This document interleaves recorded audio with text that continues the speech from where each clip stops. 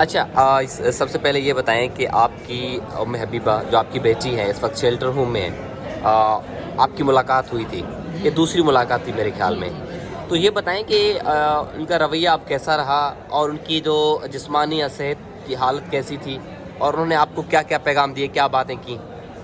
بس حبیبہ سے ہماری ملاقات ہوئی تھی. حبیبہ کی طبیعت بالکل صحیح نہیں تھی، نارمل نہیں تھی وہ.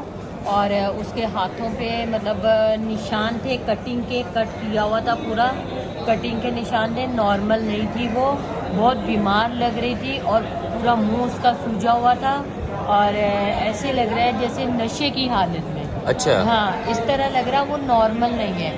اور وہ کہہ رہی ہے کہ میری عمر جو ہے 17 سال آئے گی. میں نے بولا بیٹا ہماری تو شادی 2007 میں ہوئی تھی، تو آپ کیسے 17 سال کی بنو گی؟ ہماری تو شادی کو 16 سال چل رہا ہے، تو آپ 17 سال کی کیسے آؤ گی؟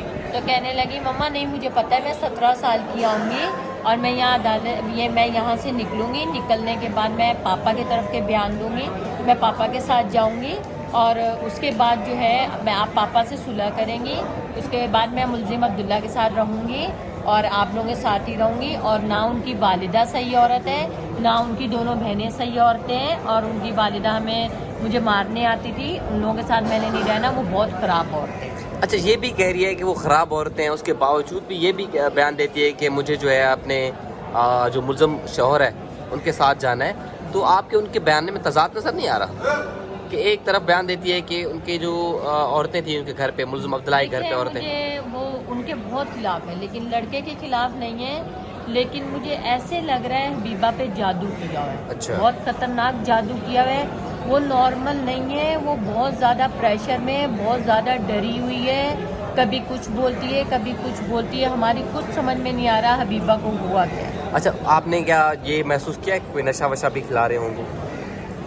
مجھے لگ رہا اچھا، آپ کو لگ رہا ہے کہ ہے؟ جیسے اچھا وہ نشے کی حالت میں ہے. وہ خود کہہ رہی ہے کہ یہاں پہ لڑکیاں مجھے بول رہی ہیں تم نشہ کرتی ہو، اچھا اور بولتی ہے مجھے کوئی قتل کرنے کے لیے آیا ہے، میرا یہاں پہ قتل کر دے گی. وہ لڑکی آ گئی ہے یہاں پہ، وہ مجھے قتل کرنے آئی ہے، مجھے مار دے گی. اچھا اس طرح کی باتیں اچھا، کرتی یہ تو ٹھیک ہو گیا. ام حبیبہ کا والد جو اس وقت آپ کے گھر میں نہیں رہ رہا، ہے. جی انہوں نے کوئی آپ سے رابطہ وغیرہ کیا؟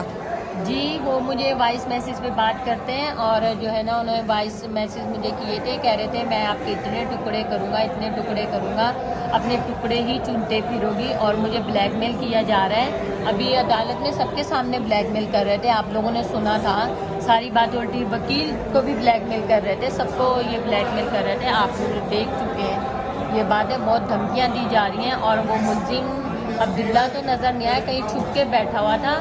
اور یہ لوگ عدالت مطلب یہاں پہ چکر کاٹ رہے ہیں لیکن عدالت کے اندر نہیں جا رہے.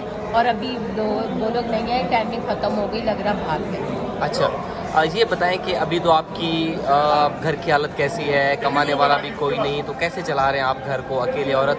اور ساتھ ہی ساتھ یہ بتائیے کہ کیا آپ کمپرومائز کرنے کی طرف سوچ رہی ہیں؟ نہیں، اچھا یہ کچھ بھی کر لیں میں صلح کی طرف نہیں جاؤں گی. یہ ایک گینگ ہے، یہ فیملی نہیں ہے. میں اپنی بچی کو بچا کے رہوں گی، نہ میں ان کی دھمکیوں میں آنے والی ہوں، نہ میں ان کے ڈرامے میں آنے والی ہوں. میں ڈرنے والی نہیں ہوں. میں اپنے اللہ کے سوا کسی سے نہیں ڈرتی. اذان کا ٹائم ہوا ہے، جمعے کا دن ہے، میں کسی سے نہیں ڈرتی. باقی یہ ہے کہ میرے بہن بھائی مجھے سپورٹ کر رہے ہیں، میرے بھائی ہیں دو، وہ مجھے سپورٹ کر رہے ہیں تھوڑا تھوڑا مل کے. تو اس سے میرے گھر کا تھوڑا بہت گزارا چل رہا ہے. تو بس مالی حالات اتنے اچھے نہیں ہیں، ہم غریب لوگ ہیں اور ہمارے حالات صحیح نہیں ہیں، حالات خراب ہے. بس کھا رہے ہیں، اپنا گزارا کر رہے ہیں.